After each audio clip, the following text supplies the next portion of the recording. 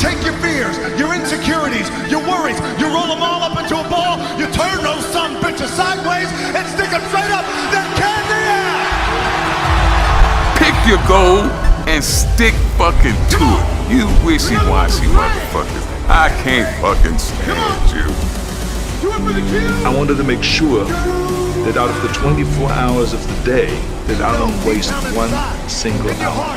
Those hours were too precious. And so there I just want to tell people, don't give me this thing, I have a difficult time with the time and I don't have time for this and I don't have that. You have time. You make the time. And now, welcome to the Be Informed, Live Fit podcast, sponsored by FitnessInformant.com.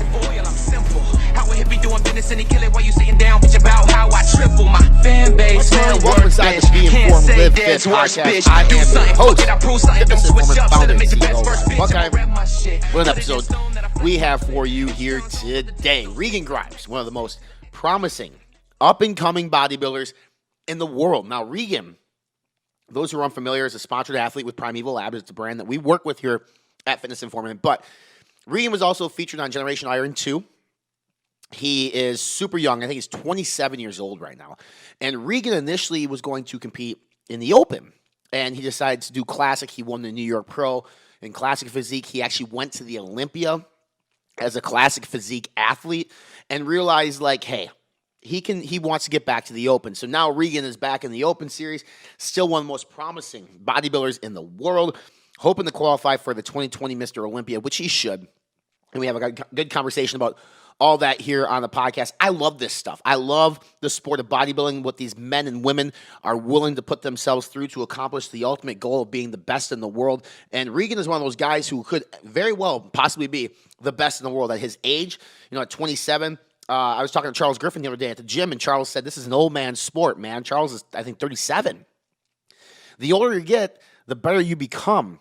And, you know, outside of Dallas McCarver, who was super young, there's not a lot of young bodybuilders in the Open series that are, you know, doing big things, and that's because your body needs time to mature, to grow, and to get to the point where you want it to be. Regan at 27 has a fuck ton of time ahead of him.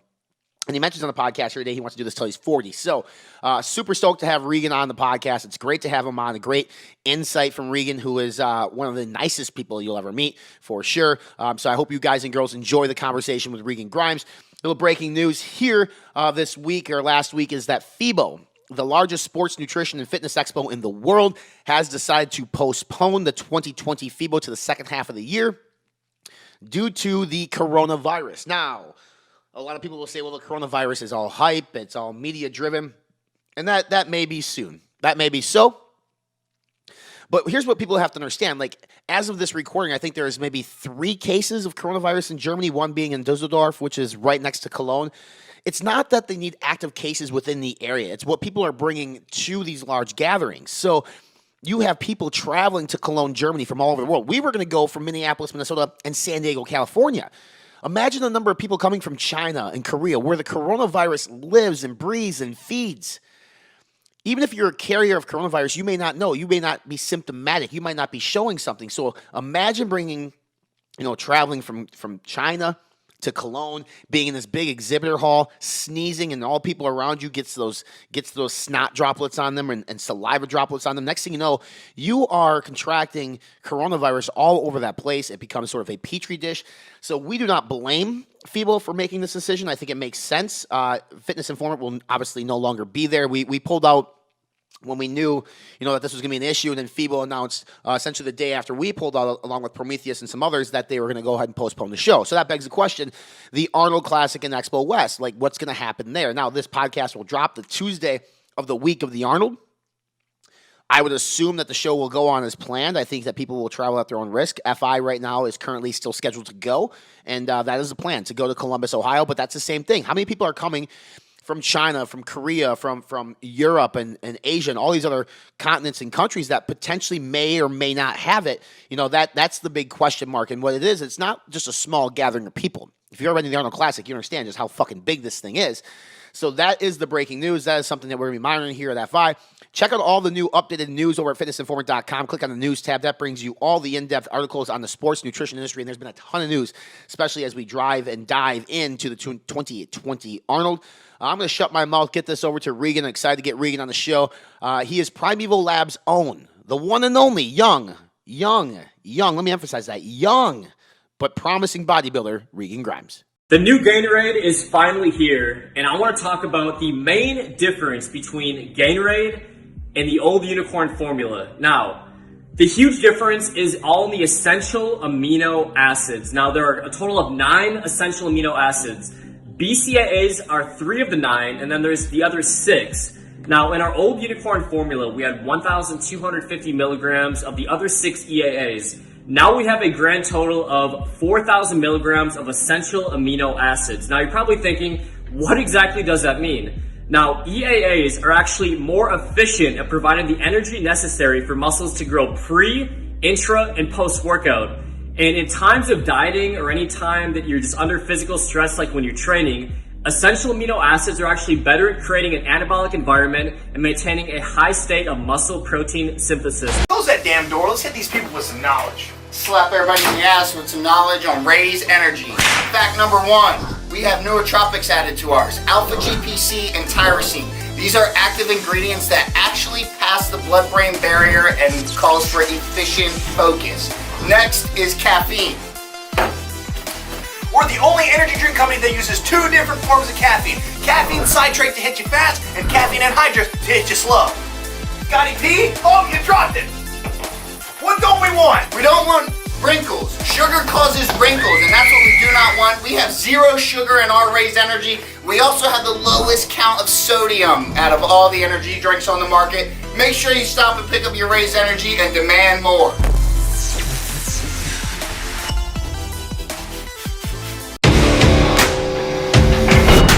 This is your personal invitation to the Redcon 1 Alpha Team, our new exclusive subscription program.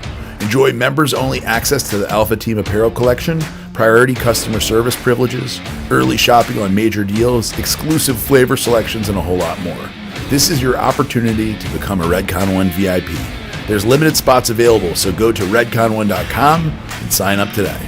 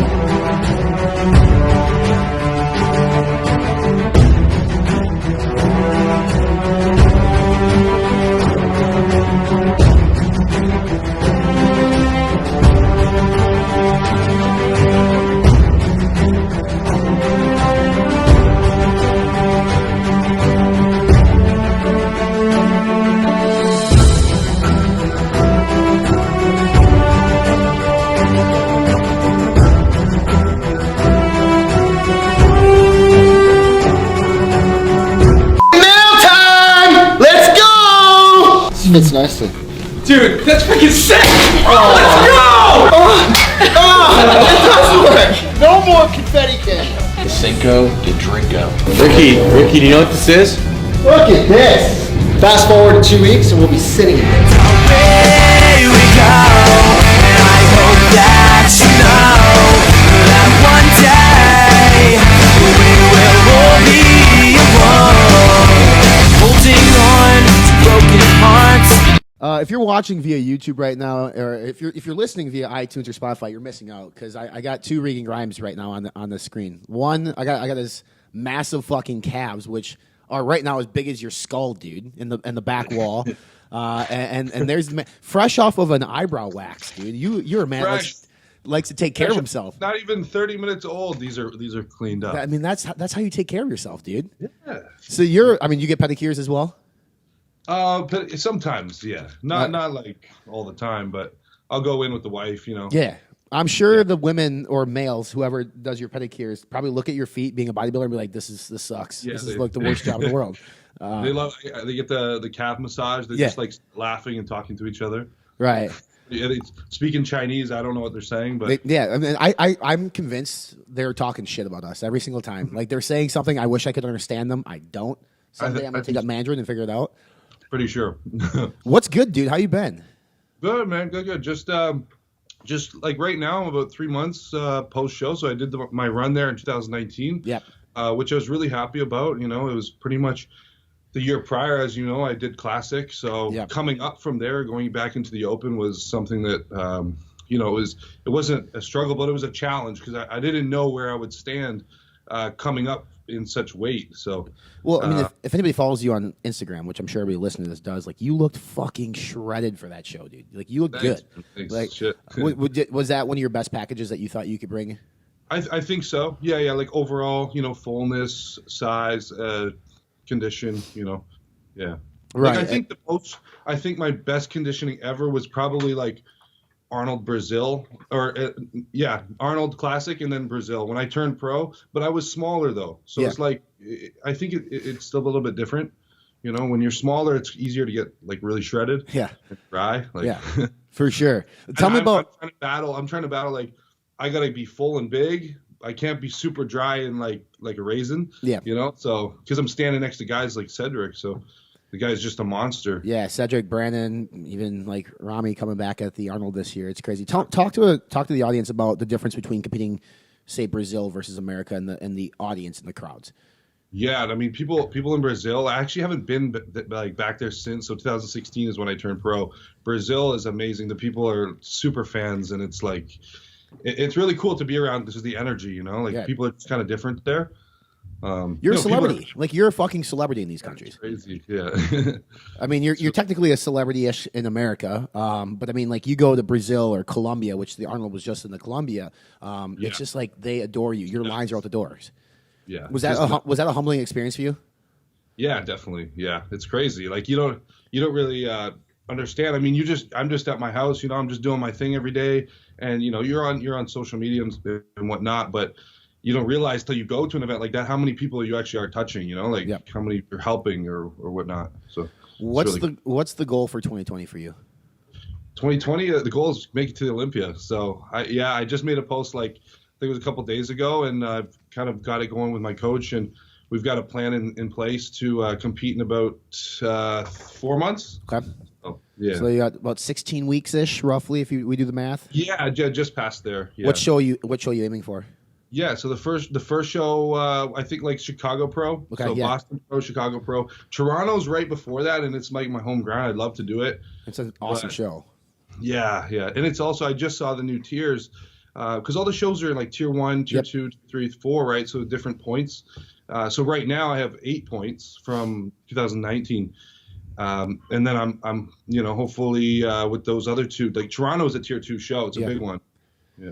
It's interesting because your journey in bodybuilding is like amazing. So anybody watch Generation Iron, like it talks about, obviously everybody's like, you're an open guy, and then you like swerved everybody. It's like, I'm gonna do Classic. So, do you anything about that decision? Do you regret? Are you happy with it?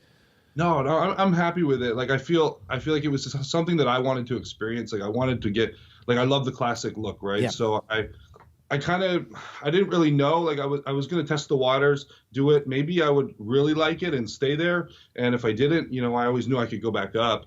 But just being able to go and experience that, get up on the Olympia stage, in classic, and then winning the New York Pro was like one of my highlights for sure. Yeah, absolutely. That was really cool because like 3 days out before New York, nobody knew even the day of the show that I was switching. So I was so funny because the open guys were up on stage, and then I went into the bathroom, right, and I was putting on my classic trunks, and guys that were coming in the bathroom, they're like, yo, like they're whispering to everybody, like, what's going on here? He's not out there. And people are like talking to me, like, man, why aren't you out there? You got to go. I'm like, no, I'm going up next. And they're all freaking out. It was pretty fun. What do you, now that you're going back to open and stuff, like what is it that you learned about yourself competing classic that you can maybe apply to the open series?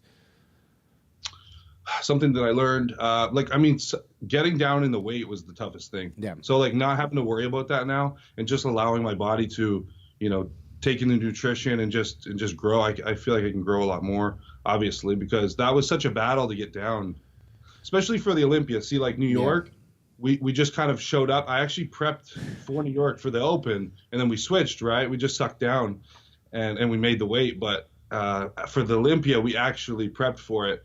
And I just started losing muscle, just started coming off because we actually got down to the weight I was supposed to be. Yeah. That's what I was going to ask you. It's like, okay, you do so well at the New York Pro. The Olympia, not what you wanted, obviously. But, is that the big reason why you're just like, you had a hard look in the mirror and said, maybe I'm an open guy? Yeah, I'm just like, I feel like I really didn't like the look I brought to Olympia. I know I got 8th, but it's still like, when I was going up into it, I like was really in my head thinking I would probably be battling it out for the top 5. And, it could have been some sort of a peak type thing, but I just think my body looks better, fuller when I can be rounder, and the muscles they need to look full. And in a classic, like when you got to make that weight the day before, there's no way, like it's just a complete gamble. Yeah. If you can eat enough or not eat enough, to look the way you should. So now you're back in the open quest for the Olympia this year in Vegas. It's interesting because you have Flex hopping up in the year. You got the special invite. He accepted it. What are your what's your take on that? I don't know. I think I'm pretty excited to look at him, like see how he looks. Yeah. Because like, do you remember those photos when he was off season? He'd be like 230, 240 with Neil behind him. Yeah. That mirror shot. Yeah. That's what I picture when I see him up there. So he's dangerous. I think, he could win the thing. He's pretty, doesn't have anything really weak, right? And that's why he's been so great. What's great about it, too, is like obviously Mr. 212, but he brings a personality and brings sort of that star power to the Open Series. Not to discredit any of you guys in it, but we've had multiple conversations about the Olympia and how do we generate buzz around that, which is the Super Bowl of bodybuilding, right? Like the Olympia is the end-all, be-all. So in your opinion, how do we get buzz back to the Olympia and get people super excited about the entire weekend, not just the main event, which would be Saturday night with you guys hopping on stage, but the entire weekend, which has been dwindling in attendance. Right. So how to get that hype back? Yeah. Like, I think there's some fresh guys, moving up and whatnot, and definitely bringing Flex into the mix is crazy. And then we don't really know what's going on with like, is Phil competing? I feel like Kai's not coming back. Right. Like it's been too many years. I really feel like he's not. But with Phil and then with Sean, is he still not allowed? New owner, right. You know what I mean? So I wonder. It's kind of up in the air. That is a big question mark. Flex is in there now, so it's going to be cool. I don't know. Yeah, what do you think of the entire sale? So obviously, for those listening not aware, if you've been living on a rock, AMI sold the portfolio to Jake Wood, who cool thing about Jake is awesome is he's an advocate for women's bodybuilding too, which I think is great. Yeah. You guys obviously are a big reason why people come on Saturday night, but we don't want to discredit the women at all. They work super fucking hard. So everyone works the same. Very. Yeah. So are you happy with the change in ownership? Are you familiar with Jake? Yeah, I think so. I met him a couple times. He was actually in Romania. He was there. And obviously the Wings of Strength shows, right? So I did Chicago Pro my first year when I turned pro in 2017. He was there. I've had a couple run-ins with him. He seems like a nice guy, and he's a huge fan of the sport. So, I even heard things are going to change the venue, maybe back to where it was years ago, which I think was better. It's interesting because we covered this too, and we covered like the history of the Olympia. The Olympia used to travel too, like New York, Chicago, which I think is kind of cool. Yes, I didn't remember that. Yeah, it was way back in the day. I think it's been in Vegas now for 20 years or whatever it's been. But like, I think it's like, okay, if this is a spectator sport and this is like the Super Bowl sport, can we get back to the point where we travel? And listen, everybody loves going to Vegas. Vegas is great, Yeah, but it would be cool in New York City, Chicago, London. For sure, any of those places. Toronto, back up by there. It would be great to do. Would you be open to that? Yeah, I think that'd be cool. Yeah, I think that'd be pretty awesome, really. I mean, Vegas is kind of a cool place. I mean, there's so much for everyone to do and in that. But, I mean, I think it would be neat if it traveled here and there, too. Yeah. What I love this year is there's a lot of pressure on the people at the Olympia to perform because the next month in Atlanta, Georgia, The Rock is doing Athleticon. And it was just announced that they're also having a bodybuilding championship there, which would be, I think it's literally a month after, like in terms of dates. Yeah. Is that something that you, your coach, and team are putting on your calendar? Well, how does it work? Like, can you get invited or it's invite only? Yep. Okay, so it's invite only? It's invite only. I would imagine a man of your stature would probably get an invite at some point. If I got invited, I'd go. I think I'd go. I mean, it's going to be a busy year because I just came off, those shows and I'm like 3 months. I'm recovered. I feel fresh and feel good. But I've got a long run ahead of me here. And then the Olympia after. So I can't remember how many weeks there are between the Boston, Chicago, but it's June and then September, so you got 2 or 3 months in between. Yeah. And then another month, it'd be tough, but I think it'd be worth it. And just to be a part of the first year that they have that event would be really cool. It's super cool. I mean, they're bringing different things, like a UFC fight experience. They're having yoga. It's like a wellness weekend with entertainment, so you'll have celebrities and stuff there. It's a neat concept, and you're going to have big brands like your Under Armours and Lululemons of the world being involved in, which I think is something that's really cool that could elevate all you guys. Yeah. And he might even get it. Will he get it on TV? Maybe. Maybe. I mean, he's got the right people. I mean, but that's the thing I love about the Arnold, because the Arnold is not just bodybuilding. It's strongman. It's fencing, and he's bringing CrossFit and all these different avenues. And the Olympia is strictly bodybuilding, which a guy like me loves.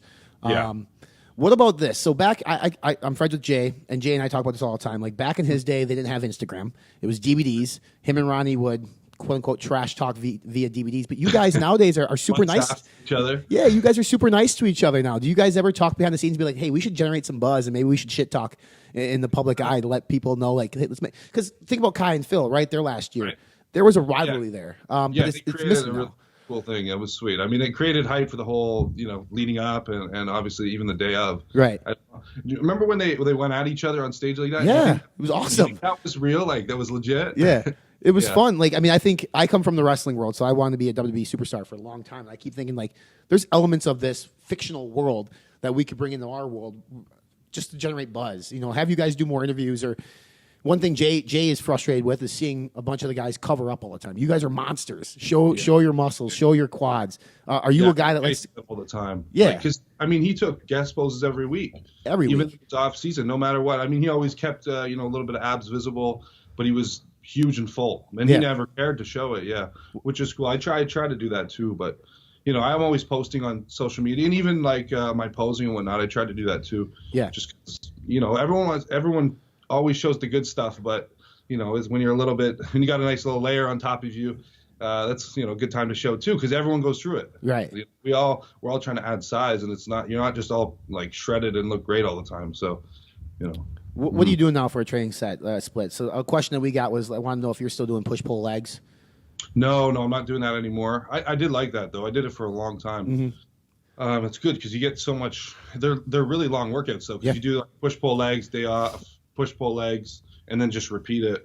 And it's a lot of work. But right now I'm doing, so Monday I'll do back, Tuesday chest, Wednesday legs, Thursday off, Friday shoulders, Saturday arms, and then Sunday off. So it's just, 5 days a week right now. But I'm just in the transition where I'm going to add that 6th day. Mm-hmm. I'm going to go, so like the Wednesday's legs, and then I think on the weekend I'm going to get hamstrings in too. So a separate. I like to add in more for the hamstrings. 100%. And for those listening, that's what we call the bro split when you're doing like body part specific stuff. I do push pull legs now. I love it. I think it's great. Yeah, it's awesome. You can't go wrong. For sure. What's interesting is, so I'm going through this process now. My show is 11 weeks out, and I'm showing on my social media of me monitoring my blood glucose levels and my resting heart rate, and people are like, "Why do you do that? Why do you do that?" So, and I'm doing an amateur show. So, what type of measurements do you need to take? Obviously, fasted blood glucose is probably very important. resting heart rate. I don't know if you still take that or not, or how you guys measure your metrics. I don't do those two. I probably maybe I should. Sure. but what I do, I always get my blood work, every quarterly, pretty much. So it's 3 months or so. Right. I make sure that's in check and make sure that I'm healthy. But, geez, I mean, other than that, I do have like a sports doctor here that if there's something bugging me or whatnot, he can do a MRI or take a look at ultrasound. But other than that, just getting the blood work done. And I also get a lot of therapy, so maybe twice a week. I actually have a chiropractor here right at the gym, and we have like a massage therapist, deep tissue. So they do cupping, scraping. We do everything. And it's great because like right after a workout, I can just jump right in and get it done. How's your flexibility right now? Though. Like that is the therapy. Yep. Just think like, we do so much work in the gym and it causes, think about how much pain we go through, like lifting weights and tightening up the muscles. It's going to take that much just to loosen them up again. Yeah. I was going to say, like, what's your flexibility like right now? Probably pretty good with all the people in your life that you have. Yeah. Pretty well. Yeah. Busy, but I don't think people understand, like, being a competitor, when you deplete yourself and you get down to that leanness, like, it fucking hurts to pose. Oh yeah. Yeah, man. It sucks. Yeah, because you get everything else. You got your cardio, you got your training, and then afterwards you got to pose for 20 minutes or so. But it's like that's painful right there. How much of a clusterfuck was your first posing session ever? Do you remember it? Oh geez, posing. I bet you my first show, I didn't even. The only time I would practice would be like sending pictures to the coach, right? Yeah. Yeah, so I just hit a pose, snap it, and send it off because I didn't really like it. I don't think. Yeah. It hurts. It's just like you could turn that into. If you think of steady state cardio, posing's harder than that. 100% harder than that. Yeah, I totally agree. I've never been so fatigued in my life when it comes to posing. What about posing? Because posing, okay, you could bring the best package that day, but if you can't pose and hit those poses correctly that the judges can see. Yeah, you could end up from first to fifth pretty quickly. Kai Green is huge on posing and the art of posing. Who in the posing realm, is there anybody that you kind of looked up to, hired as a coach, that's really helped you transition and become the guy you are today? I think just because I'm such a fan of the sport. I just watch so many bodybuilding videos and things. I love Jay's stuff too, obviously. I think I look up to Jay a lot in a lot of aspects of the bodybuilding, business and his physique and just what he's been able to do. And look at him now; he's really healthy. So I really look up to his career and what he's done. And now he's just a great ambassador. So I really look, I kind of want to follow in his steps as much as I could. He's one of the nicest guys in the world. I know. For a guy who's won 4 Olympias, and he's even said, like, he's confessed, like, I can be a dick too, but I've never seen him be rude to anybody. No. He's got the longest lines in the world. Expo, he'll be one of the last ones to leave, and he'll still sit there and talk to you, and doesn't care. So you kind of getting into the sport, loving the sport. Jay, Ronnie, was that sort of your era? Yeah, pretty much. Yeah. Those How guys. did you consume that information and that media? Because we didn't. Because you're 30, Right. You're 31 right now. No, I'm 27. That's right, 27. I think you're 30. I think it's something else. 27. 27. So you might have had Facebook and Instagram when they're on stage. I'm 33. So were you able to watch it? Did you ever attend an Olympia before becoming big time? Yeah.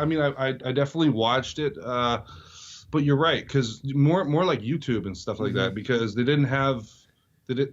I don't know. There was no Instagram. When I first started Instagram, I'm trying to think back, maybe 2012 I got Instagram, 2013, probably around there, and then I turned pro like 2016, so.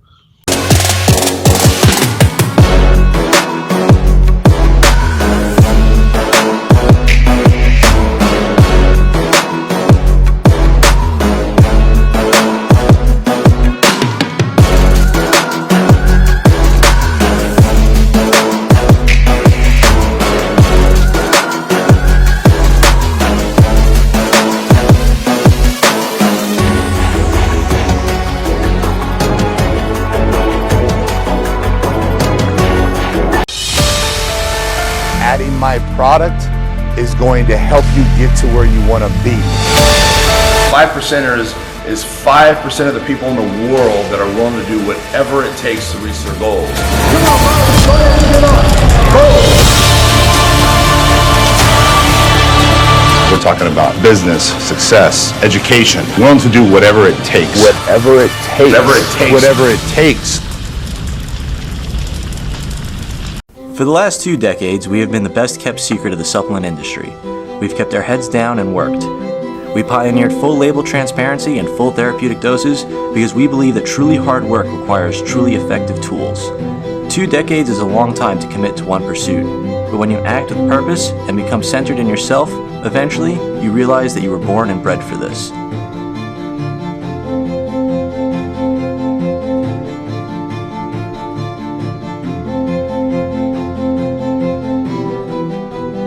The things you once thought impossible, you now do every day. We don't like the easy way, it just doesn't feel right. We'll take the long, hard road over a shortcut any day. It takes longer, sure, but in the end, you know you earned it. And with the right team behind you, pushing yourself further than you've ever been would be just another afternoon doing what you love most. I've spent most of my life chasing what's termed as unattainable.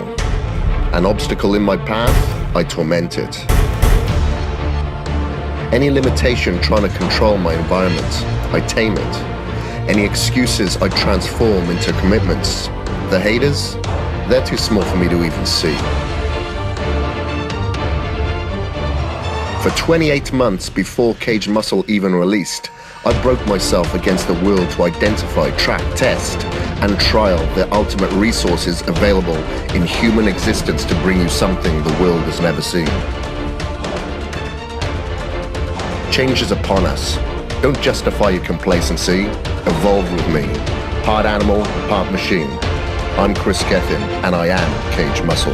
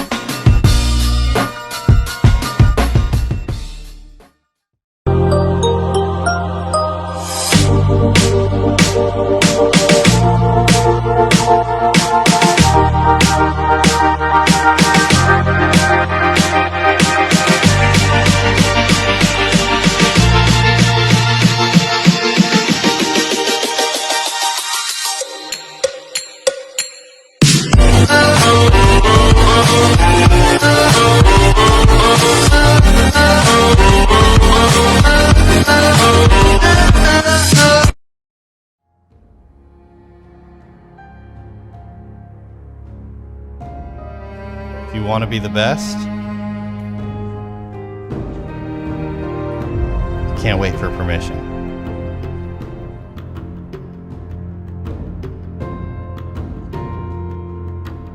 You can't wait for anyone. You have to believe in yourself. You have to push yourself to be the best.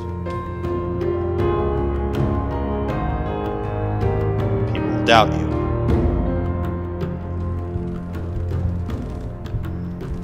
People will say you're crazy. People will want to see you fail. Don't believe anyone that says you can't. There will be times when you want to give up. Don't.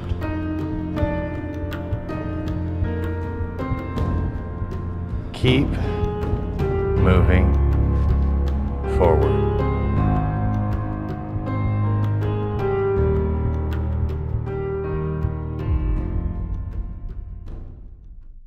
Pressure follows you around, because I just want to say, like, in terms of hype, you have as much hype as, say, like, you know, Dallas McCarver did when Dallas was around, and but there's a ton of hype, and I think appearing on Generation Iron helps, you know, with that hype too, which was probably a surreal experience for you, having cameras follow you around.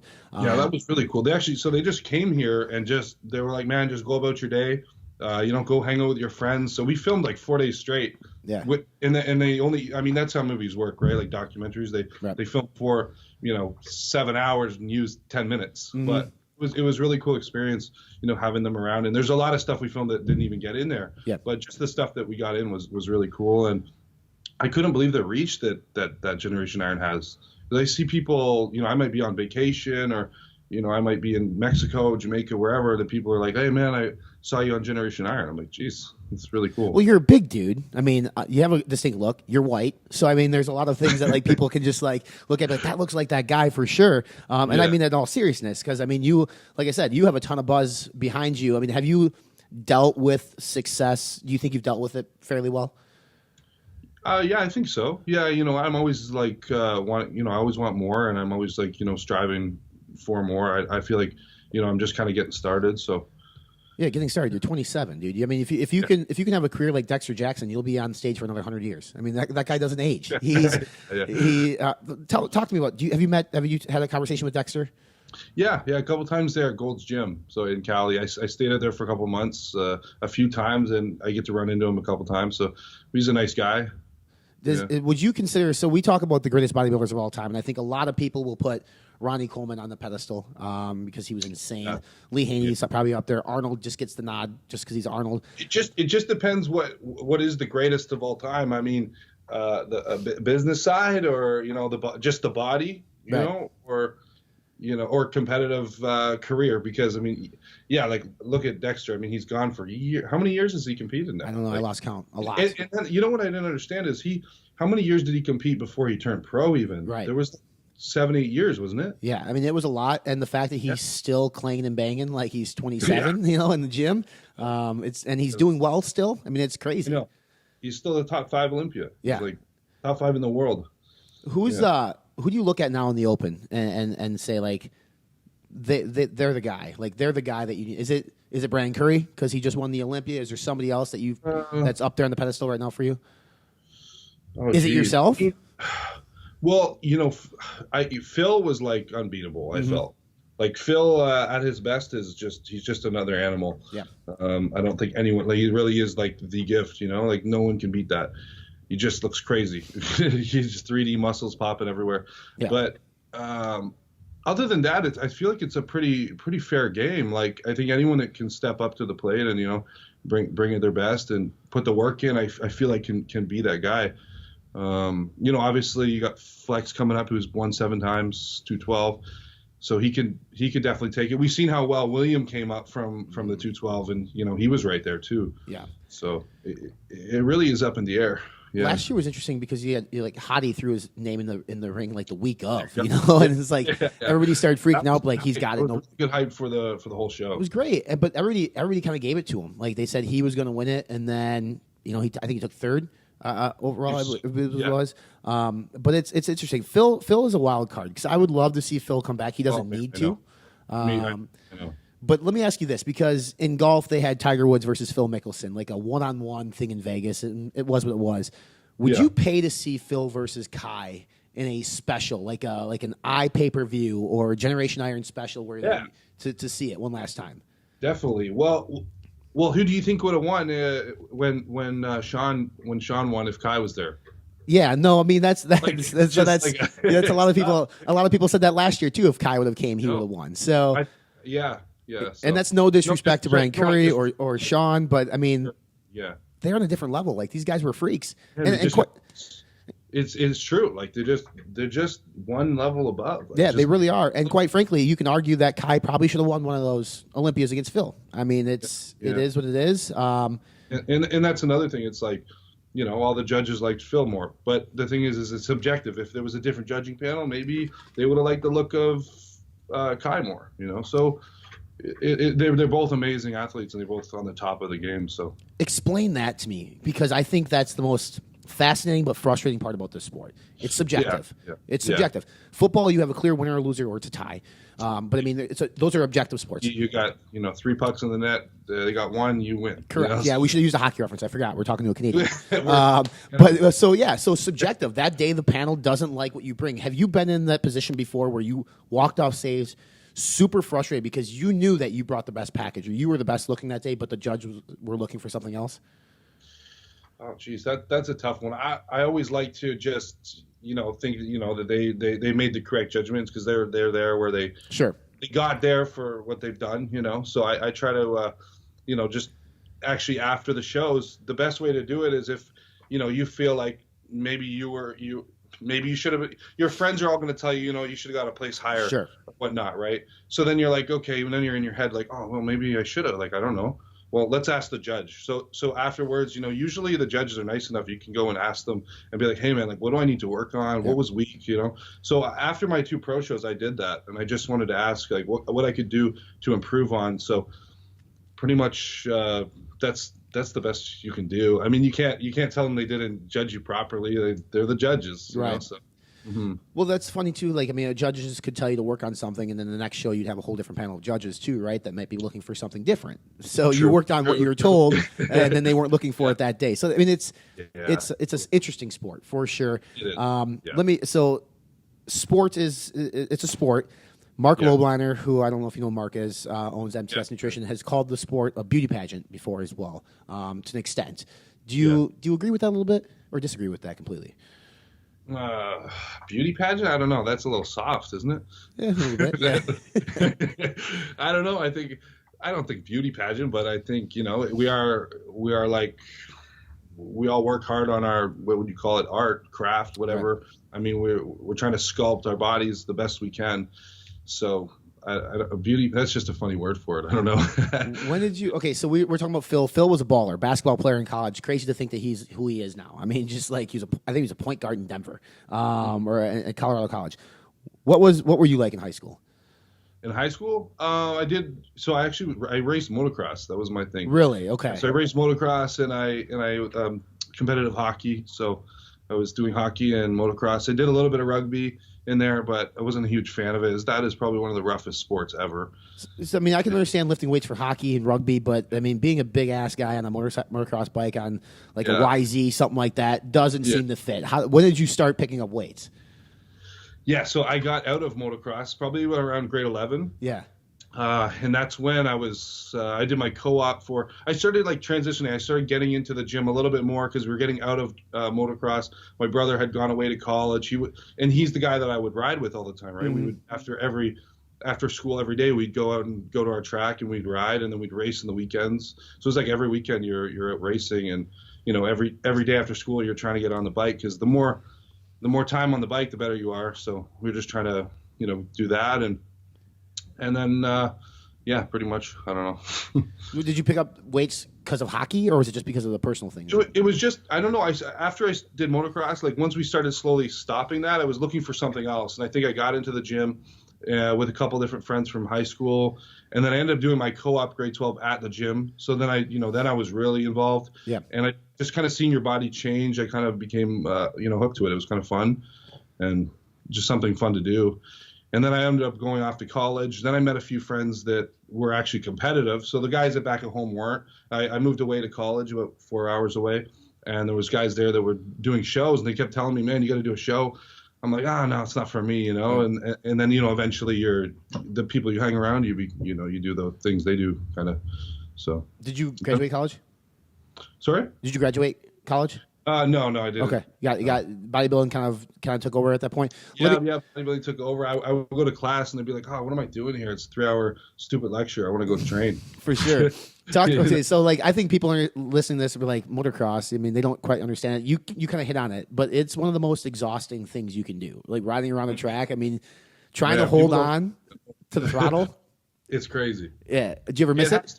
Like you got to be in insane condition for that. I mean, most guys, like you said earlier, aren't my size. They're very small. They're like 150 pounds. Yeah. Like those are the guys that are doing the best. Right. So yeah, I mean, I love the sport. I follow it every Saturday night. It's Supercross Live. I watch it.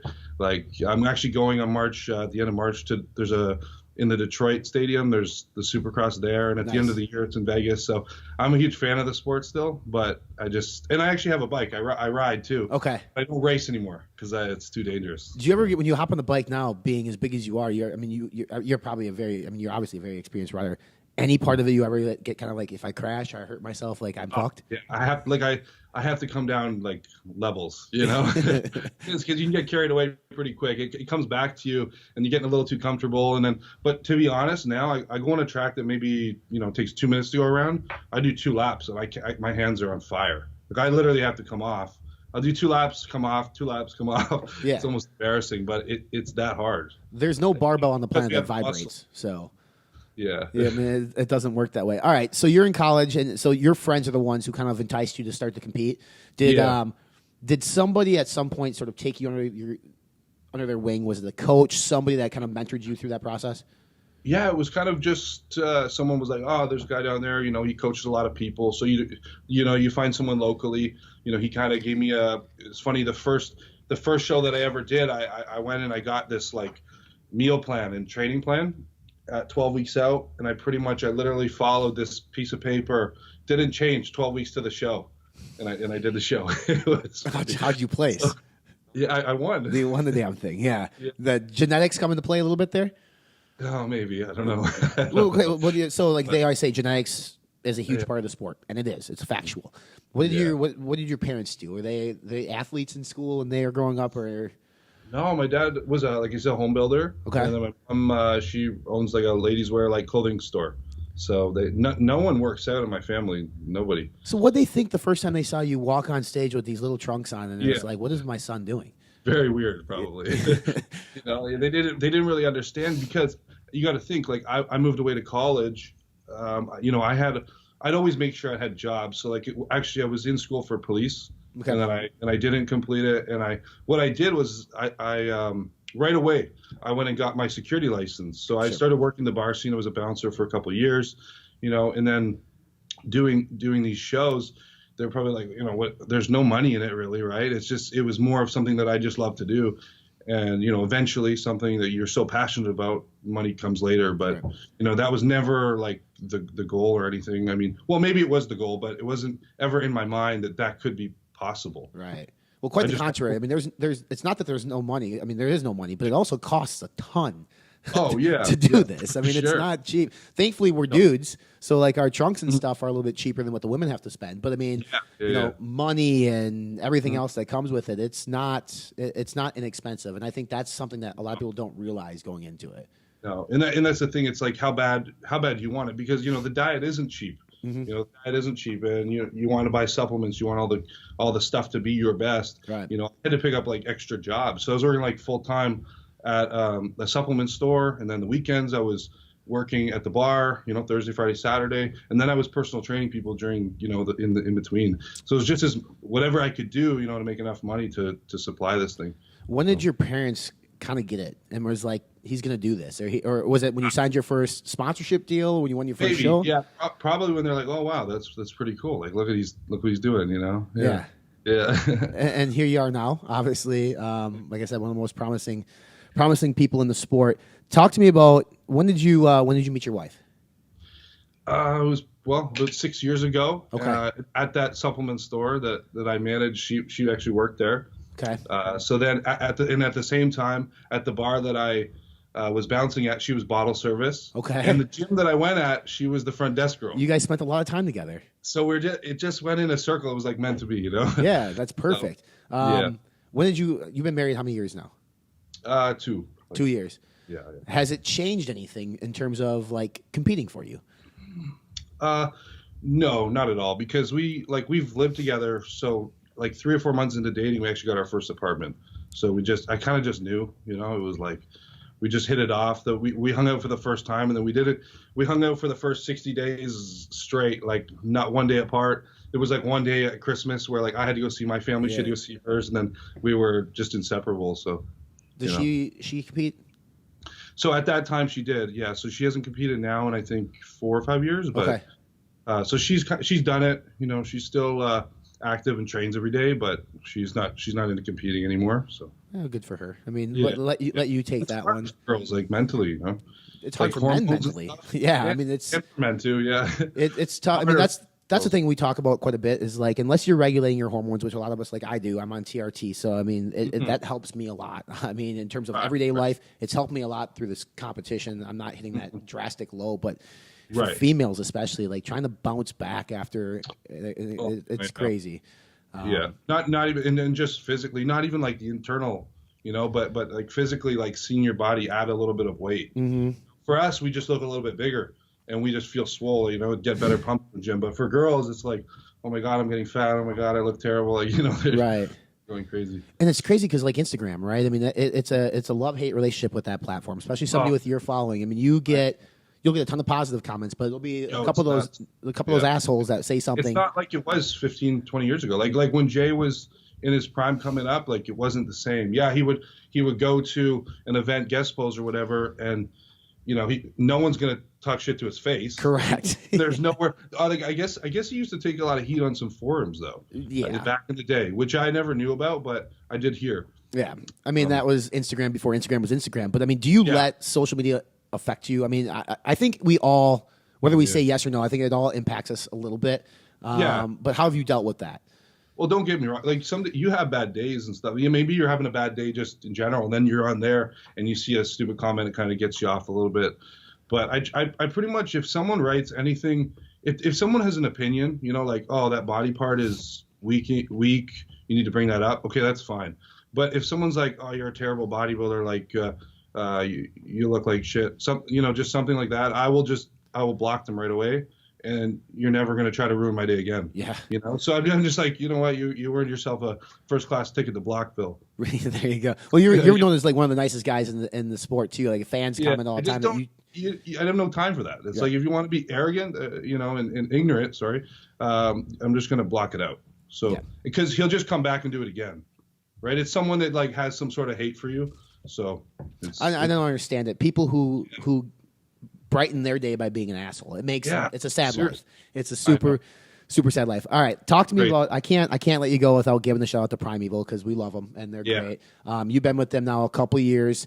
Been a great ambassador for the brand. What is it about them that you felt was a good fit for you? Yeah, Primeval. I mean, I love the products. That's one thing. They really make sure all the ingredients are great, and they actually send me the product before we relaunch another one. So I actually get to test them before they go out. So right now we're doing a carb, and there's a couple different ways that you can do it. So we had like 3 different types of carbs, and we've actually nailed it now. So that's going to come out really soon, and just different things that we're changing within the brand. And they always come to me, and I get to actually have a say in it, which is really cool. That is awesome. I mean, and you two obviously working at the supplement store when you're younger. I think. Again, no disrespect to people, but a lot of people don't understand the science behind supplements, or they just take them because they're getting paid a check, right? Like, which is fine, whatever. But I mean, you actually understand, like you just mentioned, there's 3 types of carbs, which in my head I can probably name what they probably were. But like, so did they, when they came to you initially and said like, listen, we want you to be on the brand, was that like a prerequisite for you that you wanted to help out in terms of R&D and innovation? Yeah, like I just wanted to be a part of something, and when I didn't want it to just be like, okay, you're going to be paid for X amount of posts. I wanted to like really, when I attach myself to something and not just be about the money, it's more than that. So like, I want to be a part of something. And when I go, above and beyond to, shoot something or do some sort of work to promote the brand, it's realized and they appreciate it, which is awesome. Like I'll do something, I'll get a text, right after where like, they're just really happy that I was able to do that, or, and like I said, I get to talk to them every day, so it's really neat. They're good people. It's not like I think traditionally, like most people, they don't get to speak to the owners of the company a lot. Right. Where I get to, which is cool. So the real question I need to ask you is, have you ever drank Jameson with Anthony? Jameson? No, I have not. Okay. He keeps trying to get me to drink it with him, and I'm scared. I don't think I can do it. He seems like a guy that can go for sure. Oh yeah, it'll be a good time, I'm sure. So the goal in 2020, step back on the Olympia stage in September. You have a couple shows or show coming up. What is for you? Where's your weakness today that you'd want to work on to make sure that you bring the best you can to your qualifying shows coming up? Yeah. I think my weakness would be like bicep peak. I really want to get my biceps up a little bit. I have like a longer insertion, and I feel like they have like good thickness to them, like this way. Right. Yep. But they don't have like a lot of height to them, so they have decent height. I'm just being like very, you have to be. Yeah, I mean, you have to. At this stage, want to be as good as you can. So yeah, a little bit more bicep peak, and then after that, pretty much just density and hardness all around. Like I just want, and maybe a little bit of chest too. You can never have, chest. Correct. Just overall, everything I just want to keep bringing up and trying to make sure I maintain that V taper. As long as I can keep the waist small, that's the main goal. Because as soon as you let the waist go, things start to, it just doesn't flow as nice. So you're super young yet, obviously. How long do you envision yourself doing this? Because it's a hard sport. I mean, not everybody's Dexter Jackson. It's a tough sport on the body. No, definitely. How long do you want to do it? Because I know, obviously, you're very much looking forward to fatherhood and all the stuff that comes with that. So what's your vision? My vision, I would think about 40 years old. Like before 40, I think 38, 39 would probably, start to transition. But I love the business side too. So in there, I'm developing, right now I have my clothing brand and stuff like that. So I'm always working, on the other side. I run a gym here that I've had for 5 years come June. Yep. So there's always other things outside of bodybuilding that I'm looking to do, for after. But I think like Jay is, continue to be a great ambassador for the sport. I would love to, what he does every weekend. He's traveling the world and, still doing what he loves and shaking hands and, just those experiences. I love just sharing his knowledge, One thing Jay told me, and it sounds like you take this right out of his book, is like he won a Hummer one time after winning a show. He won a Hummer. He went home, he sold it, and he invested it in real estate. I mean, that just tells you the type of mindset he has. That's it. Yeah. And it seems like you're trying to do the same thing. So, dude, I wish you nothing but the best here in 2020. You're going to kill it. Are you going to the Arnold?